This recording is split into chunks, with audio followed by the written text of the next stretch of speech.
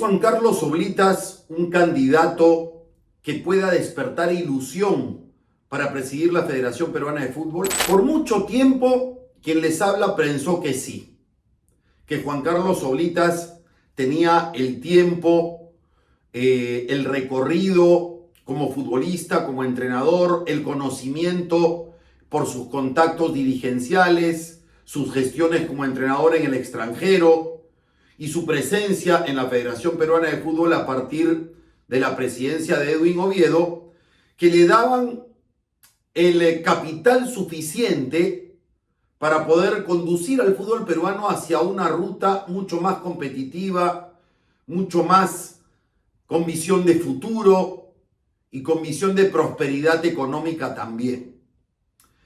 Pero uno hace un análisis sobre el Juan Carlos Oblitas directivo. Y entonces empezamos a evaluar que fue muy acertado que sugiera que venga Ricardo Gareca al fútbol peruano. Nos lo dijo alguna vez Oblitas: Gareca sabe trabajar en la escasez. Por eso lo he sugerido. Le fue bien a Perú con Gareca. Clasificó a un mundial y llegó a la repesca a un segundo torneo, el de Qatar 2022. Perdió la opción de clasificar al mundial por detalles, por una definición por penales.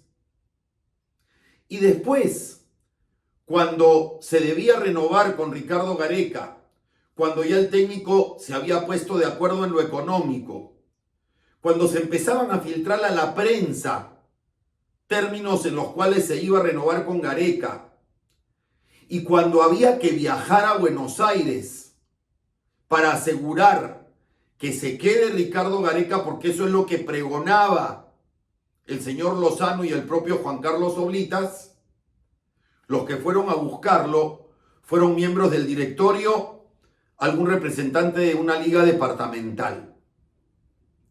¿Por qué no fue Lozano a contratar a Gareca?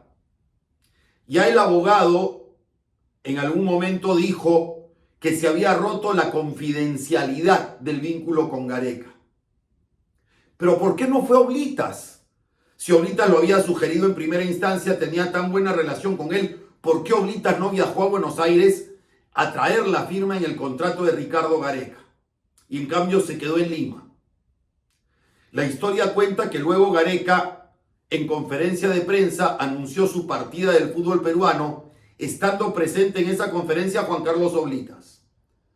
La historia cuenta que pocos días después Juan Carlos Oblitas renunció a la Federación Peruana de Fútbol porque le habían ofrecido su cargo a otra persona y lo consideró inaceptable. No cerró puertas y entonces, pocos días después, renovó con la Federación Peruana de Fútbol en un nuevo cargo: director general del fútbol de la Federación. Del fútbol profesional, del fútbol femenino, del futsal, del fútbol playa, de todas las disciplinas de la Federación Peruana de Fútbol. Han venido crisis desde el 2023 por el tema de derechos de transmisión. Juan Carlos Oblitas prometió innovación en el torneo doméstico, introducir medidas que cambien la estructura del fútbol local, que produzcan una revolución. Pero eso debía ser, según él, recién en el 2024. Estamos 2024, el caos continúa y Juan Carlos Oblitas no aparece. No asume responsabilidades. No sale ante la prensa a dar respuestas.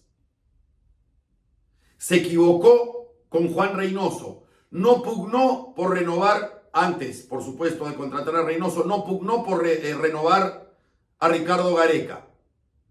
Luego se distanció de Reynoso hasta que terminó el vínculo con el entrenador. Propuso a Fossati. Están los problemas que ha mencionado Chemo del Solar. Todo lo que sucede a nivel local, el fútbol femenino y sus inconvenientes, los problemas económicos, los procesos judiciales. Y Juan Carlos Oblitas, director general de la Federación Peruana de Fútbol, no toma la palabra, no da respuestas, no sustenta nada. ¿Siguen pensando ustedes, luego de esta breve historia del pasado reciente, que Juan Carlos Oblitas tiene el conocimiento suficiente, el carácter, la personalidad, la frontalidad, la transparencia para conducir los hilos del fútbol peruano hacia el éxito? Los leemos siempre en El Futbolero, el verdadero portal del hincha.